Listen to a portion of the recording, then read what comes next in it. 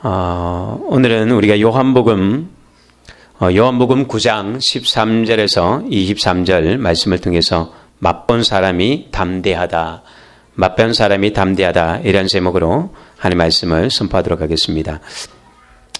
우리가 지난주에 소경된 사람에 대한 제자들의 반응을 보았고 예수님의 대답을 들었습니다. 제자들은 이 날 때부터 소경된 사람을 보는 순간 가장 먼저 던졌던 질문이, 예수님, 이 사람이 무슨 죄로 이렇게 소경이 되었습니까? 자기 죄입니까? 부모님 죄 때문입니까?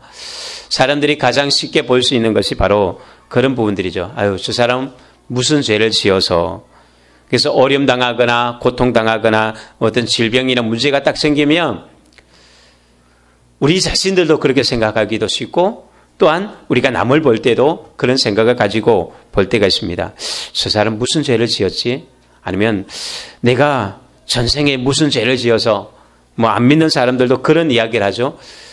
죄 때문이라는, 물론 근원적으로 들어가면 인간의 모든 고통의 원인은 죄 때문입니다. 그러나 모든 것들을 다 죄로 해석하기는 어렵다는 것이죠. 우리가 그래서 자칫 잘못하면 이렇게 그 사람 안에 있는 아픔과 상처와 이런 것들을 헤아리지 못한 채로 쉽게 말하다가 오히려 더 큰 상처를 줄 때도 있습니다.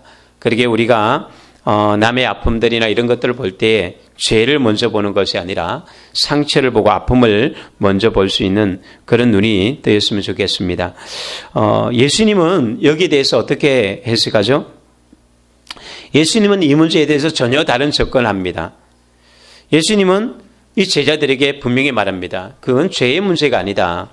그 문제는 바로 하나님의 일을 나타내기 위한 것이고 하나님의 영광을 위해서 바로 하나님께서 그가 태어날 때 장애를 가지고 태어나게 하셨다.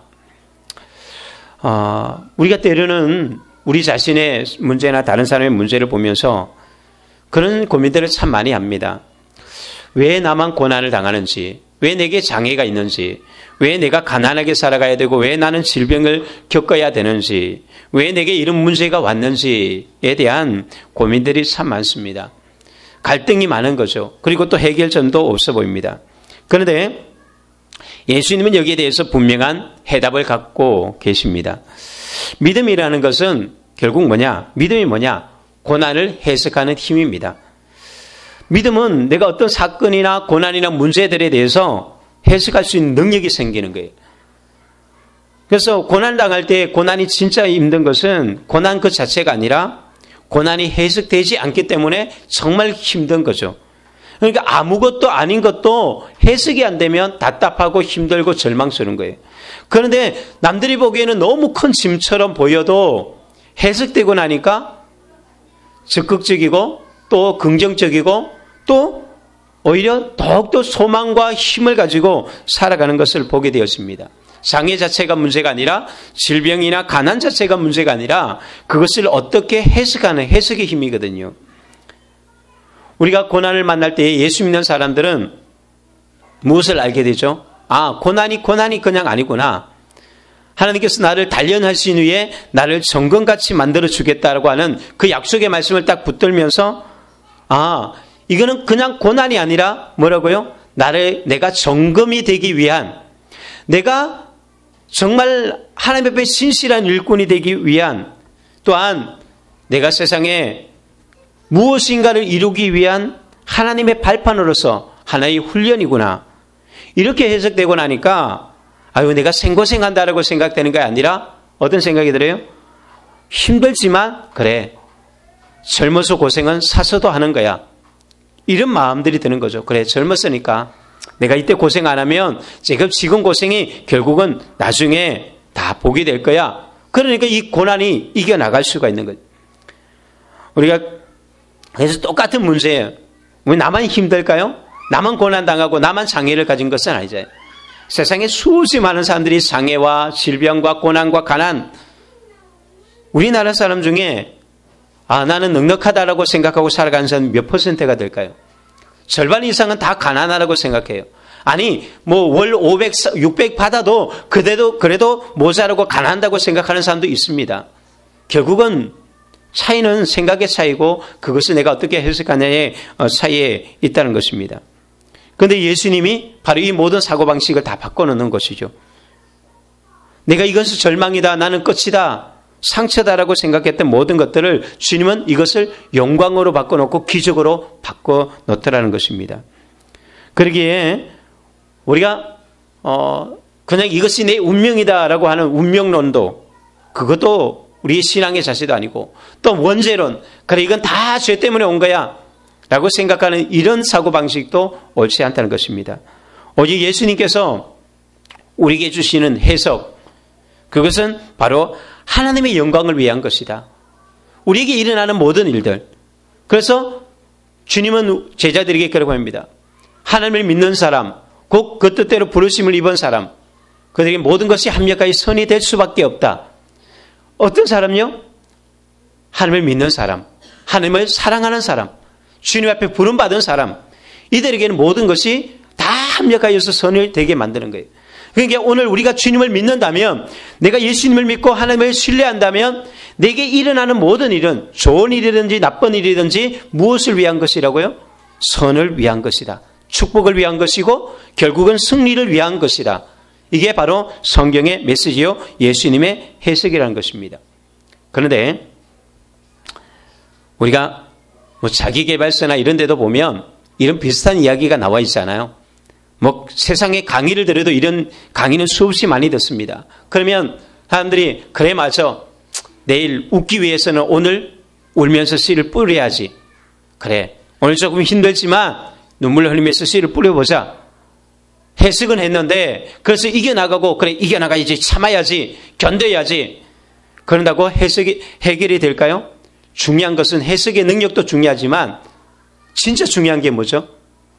문제 해결 능력이 더 중요한 것이죠. 해석한다고 해결되는 건 아니거든요. 그런데 예수님은 해석만 해주실 뿐만 아니라 해결까지 해주시는 분이라는 것입니다. 결국 그 나면서 보지 못했던 이 소경의 눈을 예수님이 뜨게 하셨다는 것입니다. 저는 예수님께서 저와 여러분들의 삶의 눈을 뜨게 하는 그 복이 있기를 예수 그리스도를 축원드립니다. 예수님께서 여러분들에게 복 주기를, 건강의 복을 주고 물질의 복을 주고 우리의 삶의 복을 주기를 예수님의 이름으로 축복합니다. 이게 능력이에요. 내가 그 성경을 알고 있는 데서 거쳐버리면, 아니 이게 결국은 좋을 것이라는 결과를 생각하는 것만 가지고는 절대로 나타나지 않습니다. 여러분들이 그런 기대 안 하고 살아왔습니까? 얼마나 많이 들었어요. 학교에서도 듣고 다 들었어요. 그래 고생하면 나중에 좋은 날 올 거야. 그러나 정말 그렇습니까? 고생한 보람이 있는 사람이 있지만 고생한 보람이 없이 살아가는 사람도 수없이 많습니다. 고난은 해석만 가지고는 안 되는 거예요. 능력이 필요한데 그게 어디서 오느냐? 예수님을 만남을 통해서 우리 인생의 문제는 진짜 해결된다는 것입니다. 내 혼자 생각한다고, 내 혼자 그냥 꿈꾼다고 만들어지는 것이 아니라 그 예수 그리스도를 통해서 눈을 뜨게 만들고 회복되게 만들고 치유가 일어나는 줄로 믿습니다.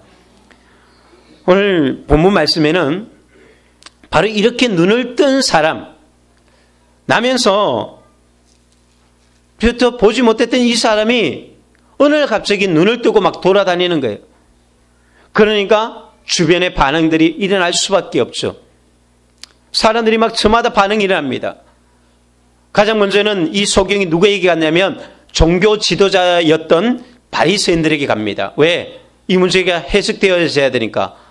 자기도 자기에게 일어나는 일이 굉장히 놀랐습니다. 그래서 종교 지도자에게 묻습니다. 오늘날로 말하면 목사님에게 가서 묻는 것과 비슷하겠죠. 그래서 물어봤더니 두 가지 해석이 일어나는 거예요.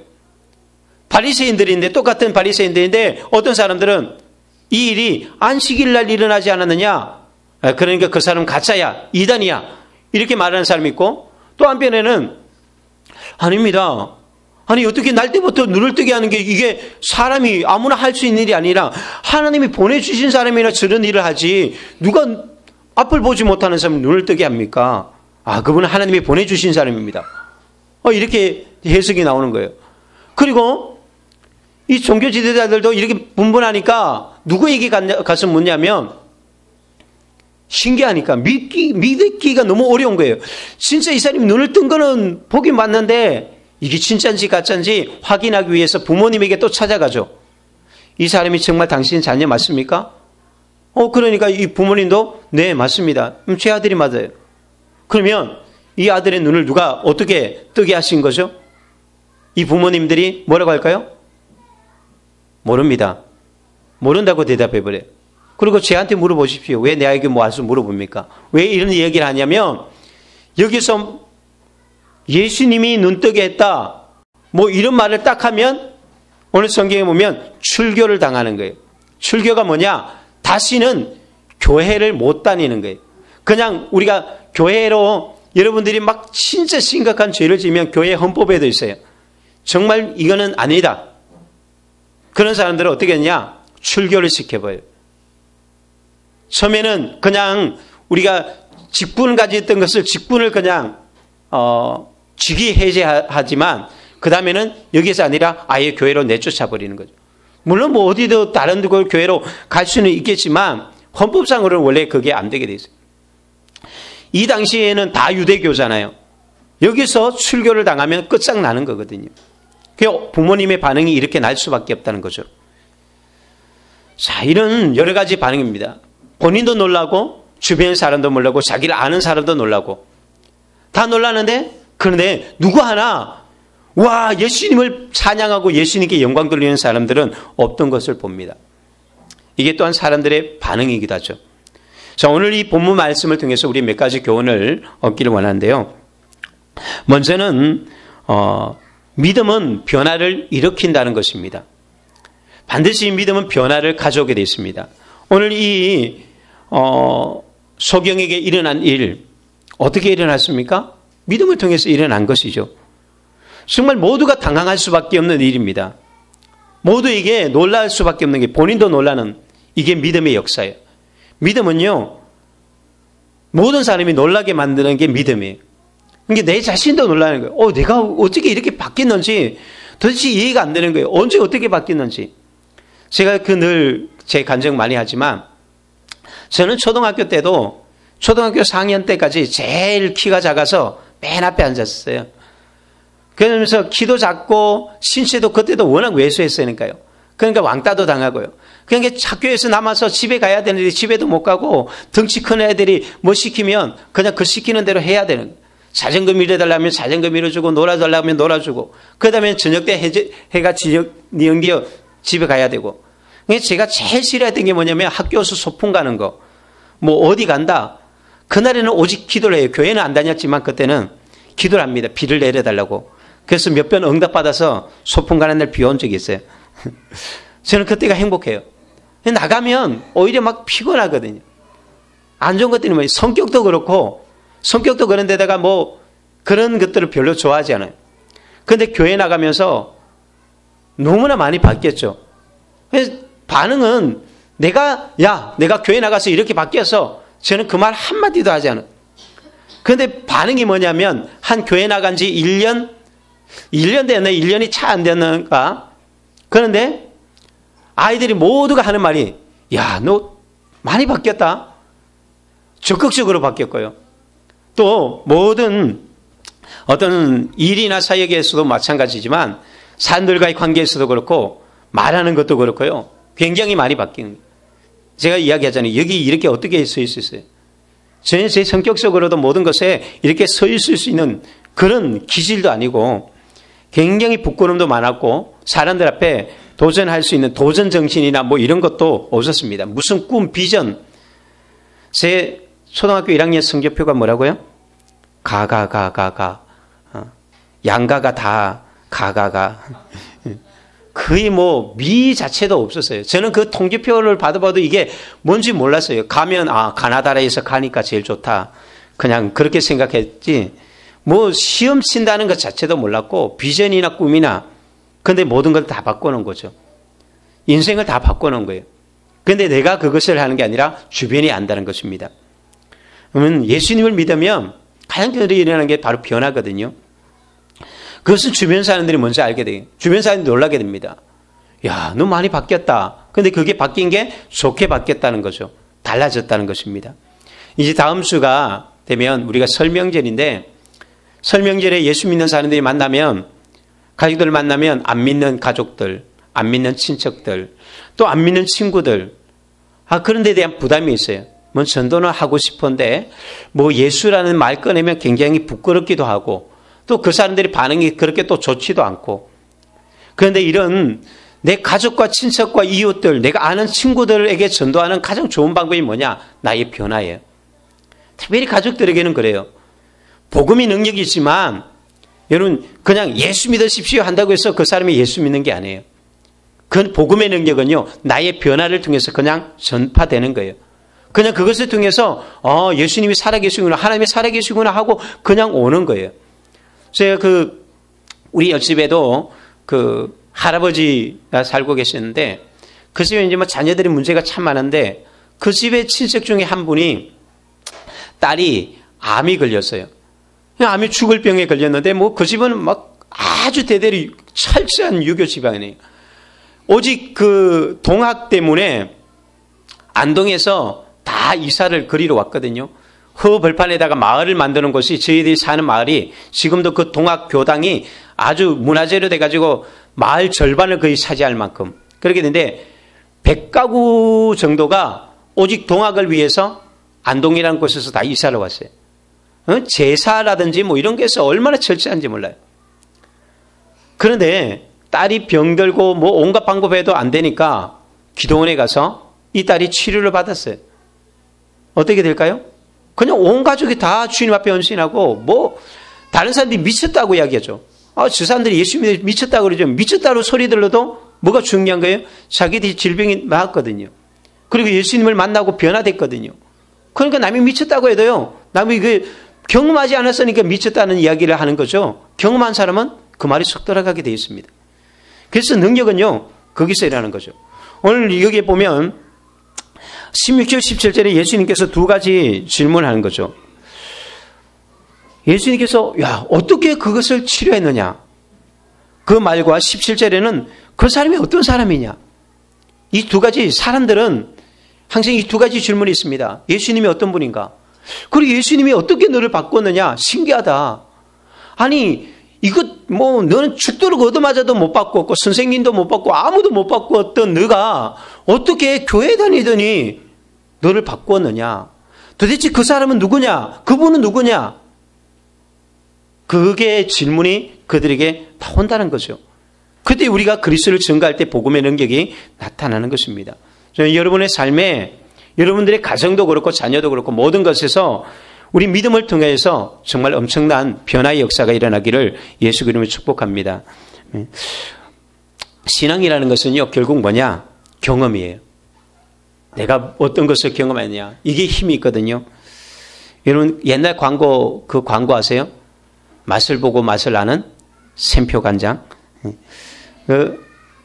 맛을 보고 맛을 아는 거예요. 그러니까 서희 신앙이라는 것은 결국 뭐냐면 맛보는 것이거든요. 하나님을 아는 거예요. 성경에서 하나님을 안다라는 단어는 지식 머리로 아는 게 아니라 경험을 통해서 안다 했을 때 그때 아는 거예요.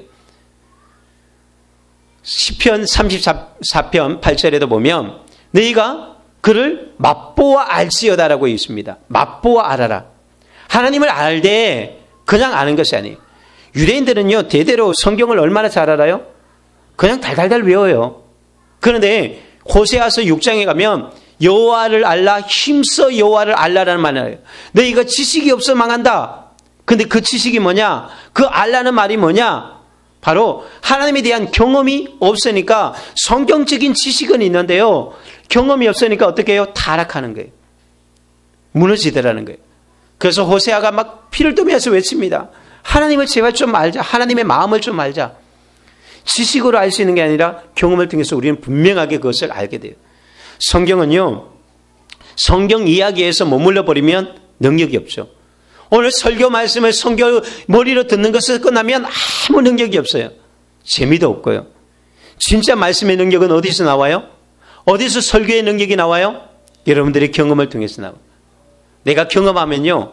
그냥 굳이 지난주에 했던 이야기 또 해도요. 내가 경험하고 나면 맞아. 내가 100번을 들어도 1000번을 들어도 아멘이요. 그건 정말 맞는 이야기다. 이게 그냥 나오는 거예요. 왜? 내가 경험했으니까요. 그래서 설교의 은혜가 있고요. 큐티의 은혜가 있고 말씀의 은혜가 있는 거예요. 경험한 만큼 우리는 들려지게 되고요. 경험한 만큼 눈에 보이게 되거든요. 여러분 정말 하나님을 경험했으면 좋겠습니다. 신앙이라는 것은 추상적인 게 아니에요. 관념적인 게 아니에요. 그냥 막연한, 그러니까 열정이라는 게 없잖아요. 내가 알고 내가 경험했을 때 우리는 열정이 불타오르는 거예요. 막 내 심장에 불이 임하고 내 심장이 뭔가 뭔가 올 때 그때 삶이 열정을 불태우는데, 이론을 가지고는 머리는 커졌는데 그런데 이론을 가지고는요 나의 삶을 바꾸지도 움직이지도 못한다는 것입니다. 그런데 맛본 사람은요 설명만 들어도 뭐가 나와요? 침이 나오는 거예요. 내가 맛봤기 때문에 알거든요. 그런데 맛보지 않은 아이에게, 갓난아이한테 귤 이야기하고 레몬 이야기 아무리 해보십시오. 걔가 침을 흘리나? 차라리 엄마 젖 하면 이미 침샘에서 침이 나오는 거죠. 그런 거예요. 성경 이야기는 내가 맛보고 알았을 때에 거기서 내 안에 반응이 일어나거든요. 그게 찬양이요, 그게 아멘이요, 그게 예배거든요. 교회 용어를 많이 아는데, 뭐 교회 오래 나오면 교회 용어는 우리가 많이 알죠. 십자가 이야기, 뭐 능력 이야기, 뭐 부활 이야기, 기적 이야기, 뭐 아니면 복음의 이야기.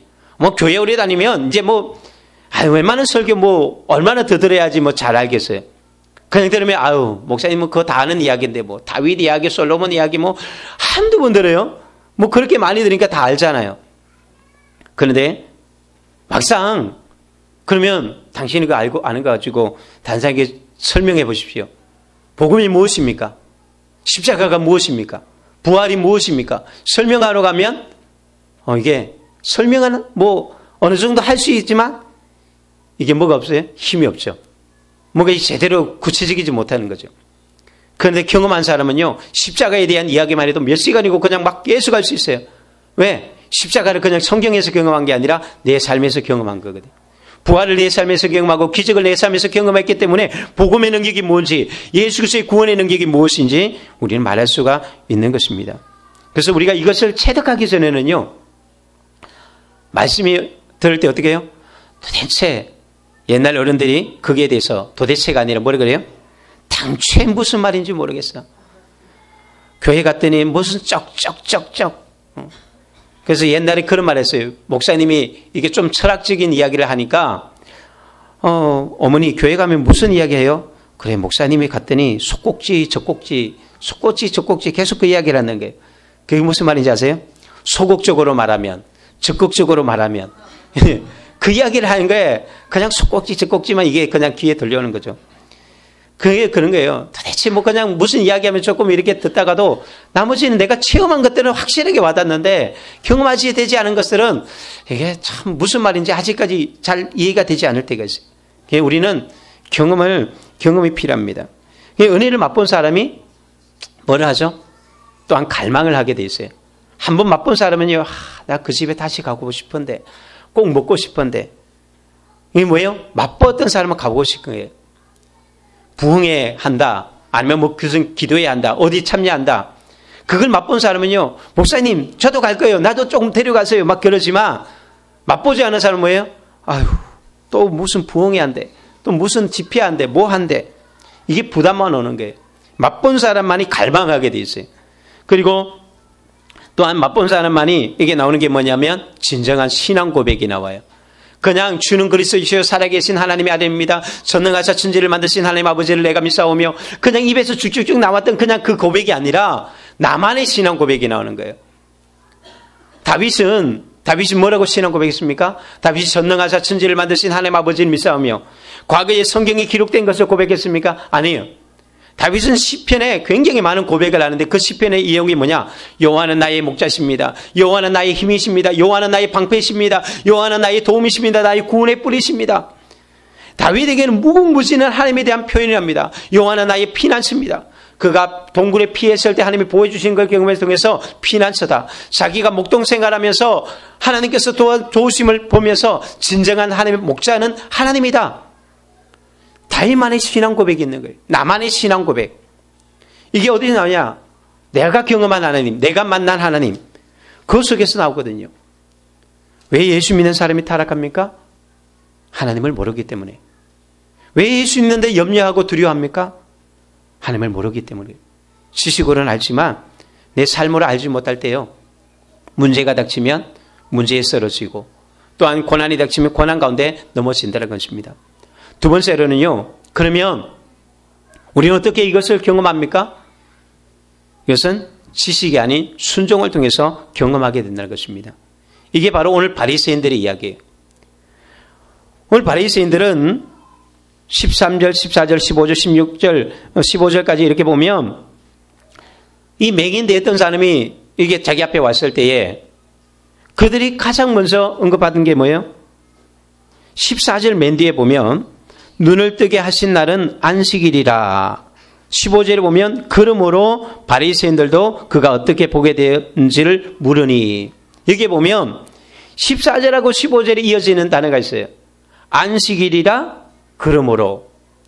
바리새인들에게는 이 이야기를 딱 볼 때 뭐가 보이냐? 야, 저 사람 눈을 떴구나. 이런 반응이 아니라 어떤 반응이면 제가 안식일날 눈을 떴단 말이야? 이거 가지고 이제 문제를 제기하는 거죠. 그들에게는 눈 뜬 사람이 보이고 어떻게 눈을 떴느냐가 보이는 게 아니라 안식일을 지켰느냐 지키지 못했느냐, 여기에 관심을 가지는 거예요. 이게 종교 지도자들의 모습입니다. 이 소경은 눈을 뜨자 자신의 문제가 본인도 이게 참 헷갈렸거든요. 안식일에 어떤 사람이 나타나서 눈에다가 진흙을 바르고 그것을 가지고 실로암 목가에 가서 씻으라는 거예요. 이거는 그들이 만든 전통에 의하면, 성경이 아니라 그들이 만든 전통에 의하면 안식일을 범하는 거예요. 안식일날 그건 노동이거든요. 그 노동을 했기 때문에, 치유를 한 것은 노동이거든요. 그렇기 때문에 안식일을 범한 거예요. 그런데 어쨌든 이 소경은 이 헷갈리죠.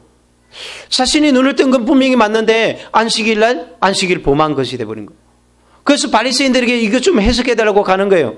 갔더니 바리새인들이 두 가지 반응이 나오잖아요. 야, 이거는 정말 100% 안식일을 범한 거야. 그러니까 그 놈은 하나님의 아들은 무슨 하나님의 아들이야? 이단이야.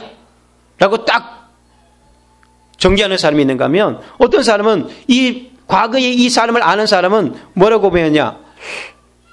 내가 분명히 얘를 알고 있는데 얘는 분명히 옛날에 맹인이었던 게 분명한데 참 신기하네. 눈을 뜨고 있네. 이거 어떻게 해석해야 되지? 아니, 하나님이 보내준 사람이 아니고 어떻게 인간이, 그것도 이단이 저걸 흉내낼 수 있단 말인가? 내가 다른 건 몰라도 구약 성경에 보지 못한 사람이 눈을 뜨는 이야기가 없잖아요. 이게 하나님이 보낸 사람이 아니면 어떻게 그 눈을 뜨게 한단 말인가? 이런 반응이 나오더라는 거예요. 그러나 뭐예요? 성경만 지식으로만 알기 때문에 뭐를 못한 거예요? 이들은 하나님을 경험하지 못했기 때문에 이런 갈등들이 생기는 겁니다. 결국 우리가 하나님을 제대로 아는 것은요, 순종을 통해서 아는 거예요. 순종을 통해서 알고 순종한 만큼 우리는 경험하게 되는 게 이게 성경이에요. 내가 만일에 어떤 것을 경험했어도요, 주님의 말씀에 순종함이 없으면요, 그 경험이 뭐냐? 경험이 언제나 하나님에 대한 지식으로 이어지잖아요. 그게 뭐냐? 광야의 이스라엘 백성들이 경험했던 거예요. 그들은 홍해도 경험했고요, 만나와 메추라기도 경험했고요, 반석에서 물이 나는 것도 경험했어요.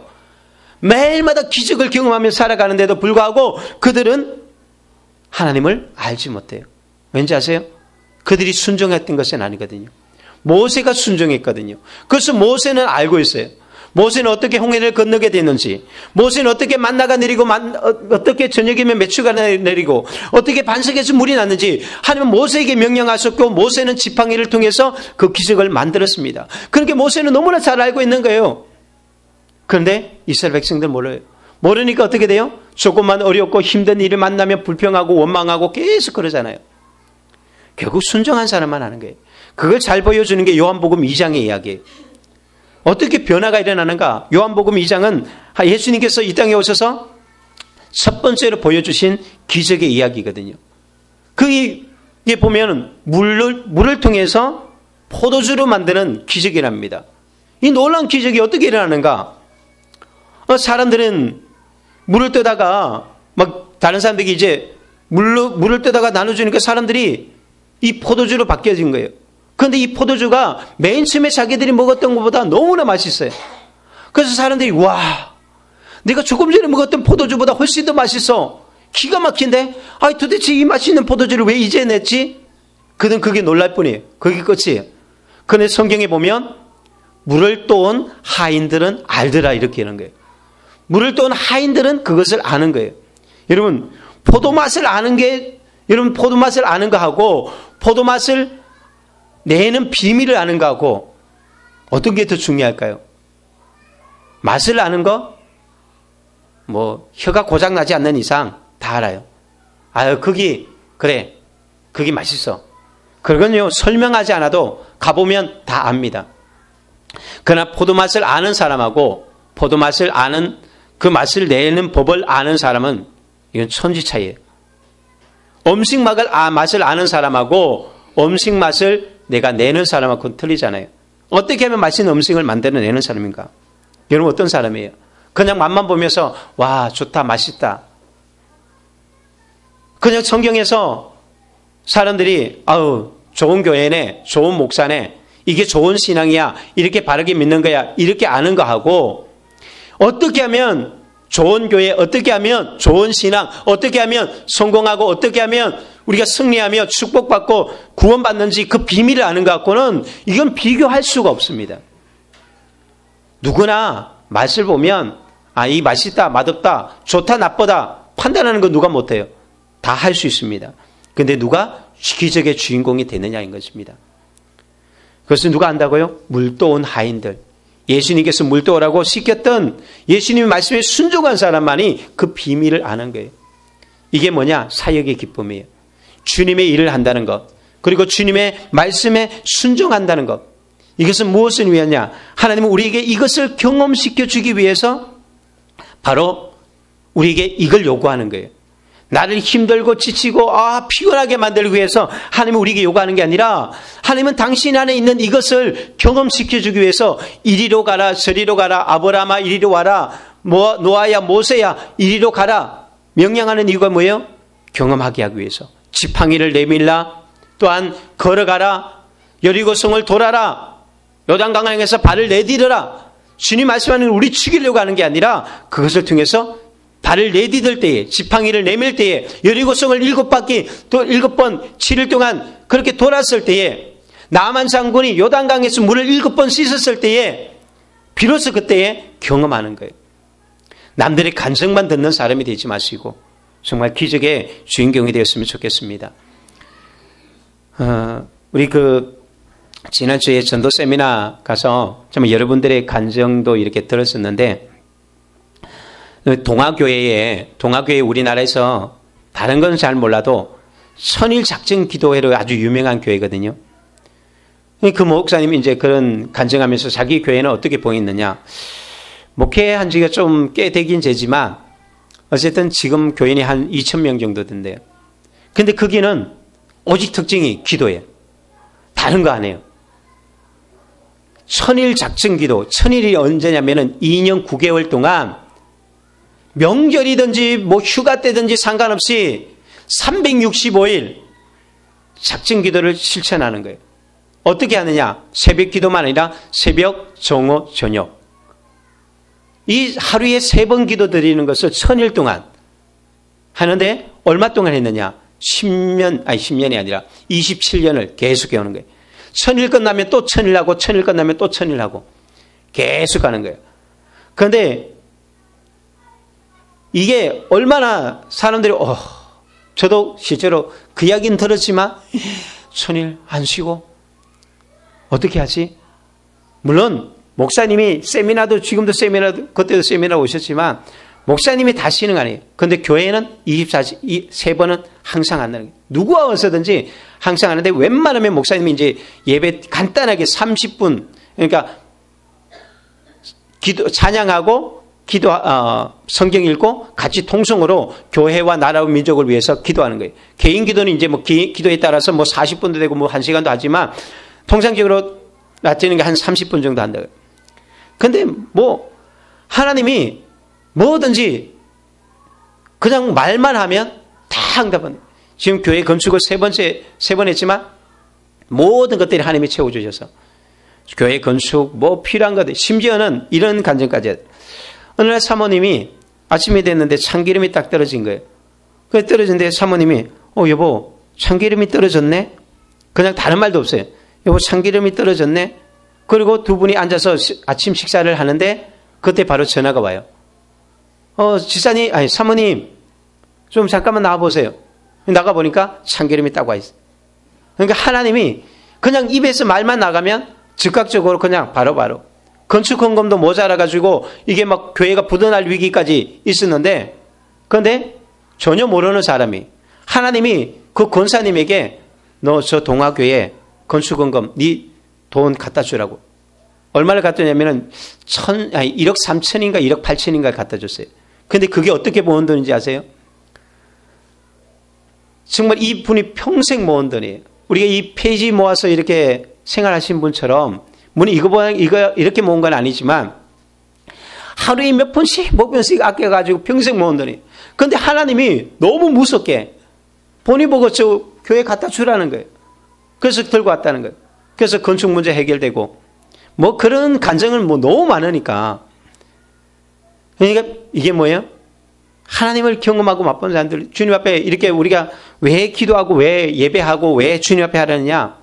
우리가 해야 될 이 하나님을 기쁘게 하면 이 모든 것들을 경험하기 때문인 것입니다. 세 번째 마지막으로 우리가 이 소경을 통해서 우리가 보게 되는 게 뭐냐면, 경험한 사람은 두려움이 없어진다는 것입니다. 담대해지라는 거예요. 신학을 알거나 성경을 알아야 담대한 게 아니에요. 여러분, 전도하는 게 성경을 많이 안다고 전도를 잘하는 게 아니에요. 오늘 여기 보면 먼저 부모님들의 반응을 보십시오. 바리새인들이 부모들에게 찾아가서 이 사람 당신 아들 맞냐? 네, 맞습니다. 그럼 이 사람이 어떻게 눈을 떴느냐? 물으니까 부모들이 뭐라고 하냐면 그에게 걔한테 물어보십시오. 21절에 보면 그런 말이죠. 그에게 물어보소서. 걔도 다 컸습니다. 왜 우리에게 와서 물어봅니까? 이렇게 말하는 것은 22절에 보면 이렇게 말한 것은 이미 유대인들이 누구든지 예수를 그리스도로 시인하는 자는 출교하기로 결의하였으므로 그들을 무수함이라. 부모들은요, 사람이 무서웠어요. 그래서 예수님이 고쳐주셨다는 걸 알면서도 예수라는 말을 못하는 거예요. 왜? 출교당하니까. 출교는 뭐냐? 곧 사형이에요. 아무런 그 사회 속에 아예 자체에 살 수가 없어요. 출교를 당하면. 이게 출교예요. 그래서 부모들은 말 못하는 게, 자기 자식이 눈을 떴는데, 자기 자식이 변화됐는데도 말 못하는 게 왜요? 이게 간접 경험이에요. 내가 직접 경험하지 않은 것은요, 들을 때 마음은 좋을지 모르지만 담대함이 없습니다. 그런데 소경은 어떻습니까?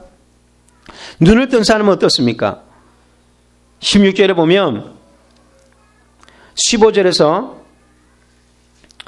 보면 그들이 먼저 묻습니다. 그가 어떻게 보게 되었는지 물으니 이르되 그 사람이 신흙을 내 눈에 바르매 내가 씻고 보나이다.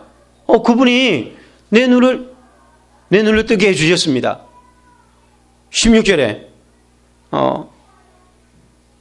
17절에 이에 맹인되었던 자에게 다시 묻되 그 사람이 내게 눈을 뜨게 하였으니 너는 어떠한 사람이라 하느냐? 네, 그분은 선지자입니다.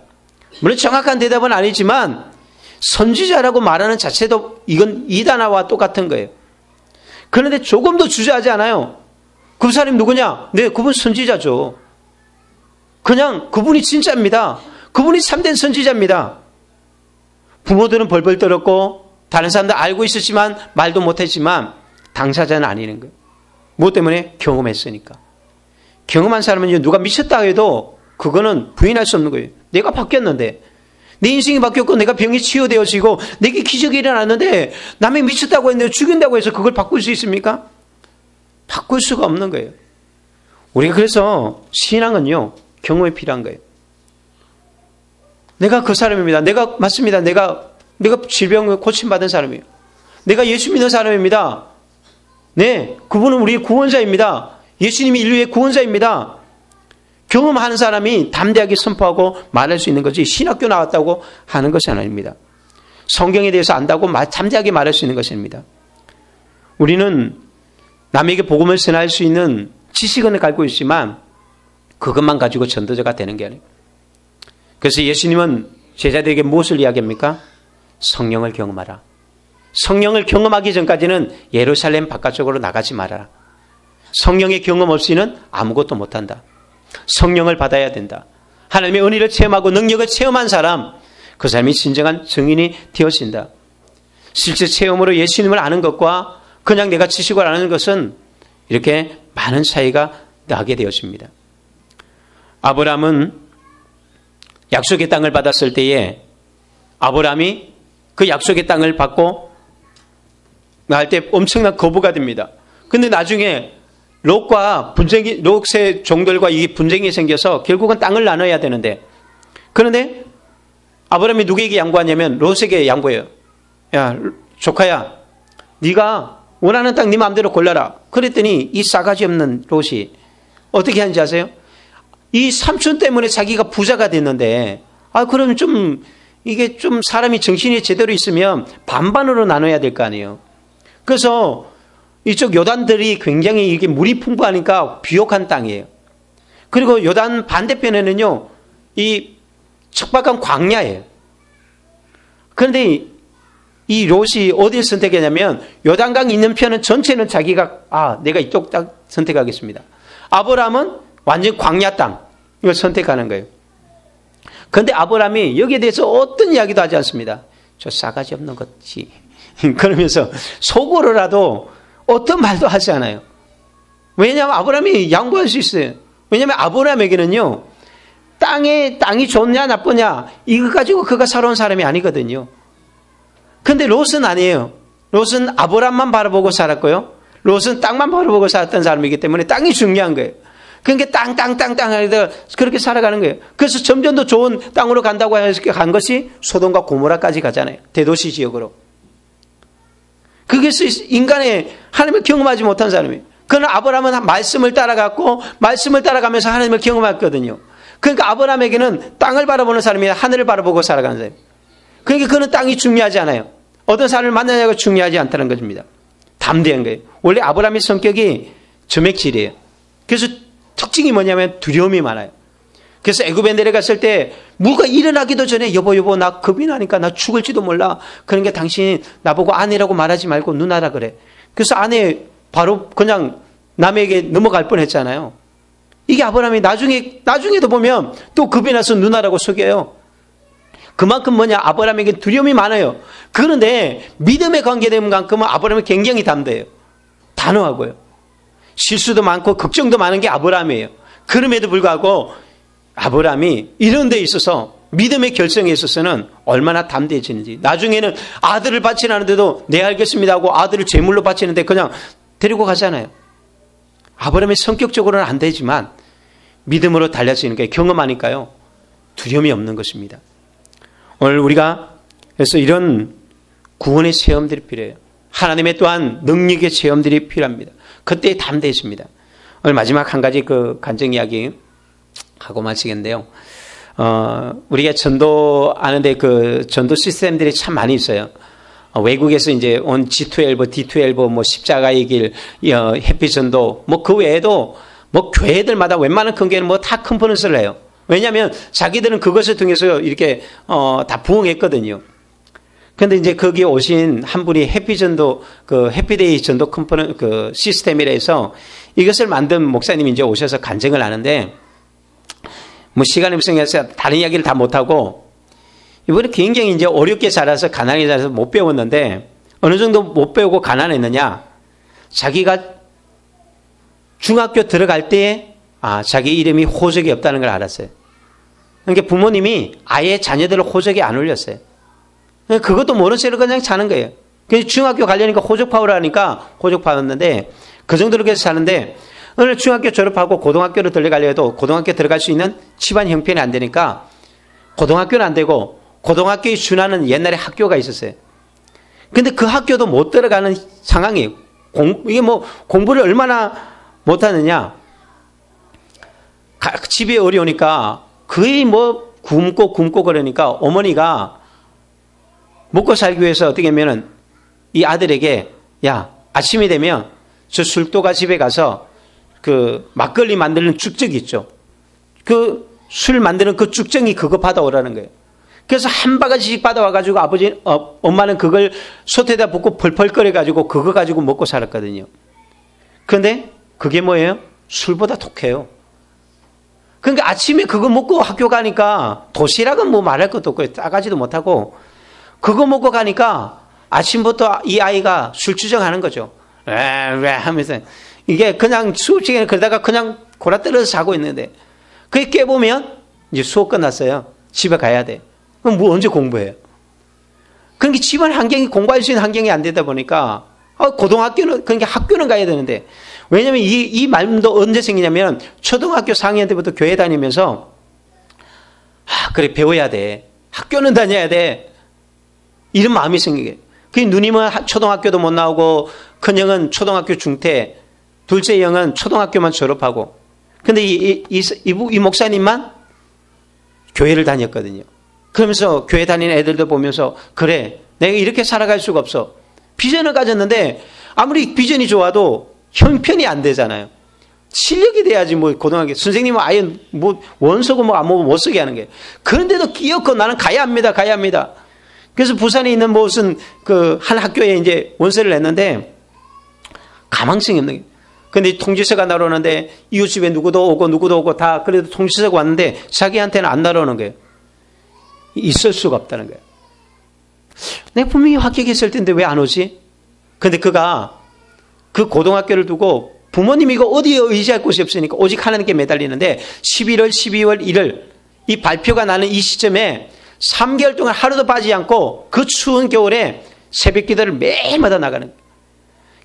기도하고 그래서 새벽 기도 끝나고 오는데 계속 그 뭐 발표 나갈 일이 이제 다 끝났는데도 불구하고 아무것도 안 오는 거예요. 그러다가 새벽 기도 딱 갔다 오는 길에 자기 친구는 아예 일찌감치 포기하고 우체국에서 청소 일을 하는 거예요. 아침 일찍. 아직 출근하기 전에. 그 친구가 있어서 맞아. 내가 합격했는데 우체부 아저씨들이 이거 실수한 걸 거야. 그렇게 생각하고 우체국에 들어가요. 그래서 우편물을 우편물 있는 대로 내놔봐. 이게 무슨 소리냐. 네가 왜 이걸 건드리냐. 다짜고짜 그러는데 우편물 있는 걸 혼자 막 뒤지기 시작하는 거예요. 다 뒤지면 나왔을까요? 안 나왔을까요? 나와야 되잖아요. 기도했는데. 그런데 안 나왔어요. 야, 이 자식아, 너 때문에 나 잘리면 어떻게 하려고. 빨리 가라고. 막 뜯어 밀고 가라고. 그래서 실망한 나머지, 그러면서도 포기를 못 하는 거예요. 분명히 우체부 아저씨들이 잘못했을 거야. 그 나가는데, 뒷문에 자료가 2개 딱 있는 거예요. 야, 이거 뭐냐? 그건 폐기 처분할 거야. 보내도 5번을 보내도 안 되면 이제 폐기 처분하는 건데, 반송하는 거, 반송편지 있잖아요. 그래서 꽁꽁 묶어놓고 막 이 다발로 다 묶어놓은 거예요. 아주 꽉꽉 묶어놨어. 이건 한번 뗐다면 이거는 원상복구가 어렵잖아요. 그런데 그걸 건드린다는 거예요. 친구가 미쳐버리죠. 완전히 막 그냥 이게 제정신도 아니고 그런데 뭐 다짜고짜 그거 풀기 시작해요. 다 뜯어내가지고 집어넣는 게. 그런데 거기서 나왔어요. 통지서가 나왔어. 보라고. 우체부 아저씨가 잘못했다고. 우체부 아저씨가 잘못한 게 아니라 너무 가난하니까요. 주소지는 한 곳에 있는데 아버지가 그냥 남의 빈집에 그냥 가족들이 7 식구가 가서 그냥 한 방에 들어가 사는 거예요. 그러니까 주소지가 없는 거죠. 우체부는 옛날 주소지 해놨으니까. 근데 그걸 발견해 그거 들고 막 이제 됐다 하고 이제 학교 가는데 최종 합격자는 거기에서 시험을 치고 1000명 중에 300명을 뽑는 거예요. 이제 마지막 시험을 쳐서 합격을 해야 되잖아요. 시험을 쳤어요. 발표가 나는 날 형이랑 같이 갔어요. 형이랑 같이 가가지고 이제 거기 게시판에 이제 명단을 또 보고 보는데 이름이 있을까요? 없을까요? 시험을 쳤는데 어떻게 돼요? 당연히 안 되죠. 내신도 안 되고 시험도 안 되고 이름이 없는 거예요. 진짜 없나 보다. 아무리 봐도 없어서 이제 가는데 한참 가다가 형을 불러요. 형, 아니야. 내가 분명히 합격했는데 선생님들이 실수했을 거야. 이 미친놈아. 네가 불합격해서 저기 이름이 없는 거야. 그러니까 아니야. 내가 합격했는데 선생님이 저기 안 적은 거야. 형은 포기하고 그냥 가버리고 이 목사님만 따로 교무실로 갔어요. 선생님한테 가서 선생님 제가 합격했는데요. 저기 게시판에 이름이 없어요. 그러니까 선생님이 게시판에 이름이 없는 거는 네가 불합격해서 없는 거야.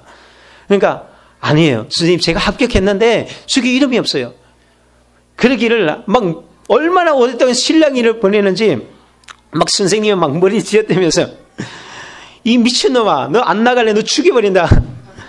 너 같은 놈 때문에 내가 얼마나 힘든지 아냐? 할 일이 얼마나 많은데 내가 너하고 이게 싸우고 있어야 돼. 네가 불합격해서 저기 이름이 없다고. 그러니까 이 목사님이 더 크게 소리는 게 선생님 제가 여기서 이게 소리 지르는 게 그렇고 제가 합격했는데 선생님이 잘못해서 저기 이름 안 적은 거라고. 그래서 이제 합격자 명단 있는 거 이거 명단을 갖고 오는 게 네 이름이 뭐냐? 김한욱입니다. 그래 한번 살펴봐라. 여기 누구도 있고 막 300명의 명단을 막 넘기는 거예요. 여기 봐 여기 김한욱.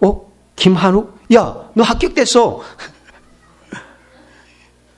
이 참 많은 실수 우여곡절 끝에 진짜 합격이 돼 있는 거예요. 그래서 이름을 거기다 붙여놓고 그래서 고등 과정이죠. 정식 고등학교는 아니지만 졸업하고 그러면서 나중에 이제 목회자 지금 되셔가지고 정말 하나님의 일들을 뭐 그 뒤에 간증도 참 많지만 저는 참 어떻게 보면 부러워요. 이분이 왜 이렇게 우체부 아저씨의 실수, 선생님의 실수라고 하겠냐? 단 한 가지. 내가 기도를 하나님을 믿고 기도했다는 것 때문에 하나님인데 내 기도를 안 들었을 리가 없다라는 거예요. 그러니까요. 배짱이 누가 미쳤다 하든지 뭐라든지 형이 그러고 선생님이 그러고 뭐 친구가 그러고 다 그러대요. 그들의 말을 믿는 게 아니라 자기 확신. 그건 뭐냐면 자기 말을 자기 확신이 아니라 하나님에 대한 신뢰. 그러니까 담대하게 나가고 선포하는 거죠. 그리고 선포된 대로 다 되더라는 거예요. 지금도 목회도 그렇게 하시지만 그 친구 있죠. 우체국에 일했던 친구 그 다음날 바로 잘렸거든요. 그런데 목회하면서 나중에 목욕탕에서 이 친구를 만난 거예요. 딱 만났는데 이 친구가 배가 이렇게 나와 있는 게 아주 좋은 회사의 사장이 돼 있다는 거예요. 그래서 늘 시골에 가면 그 친구 이야기를 한대요.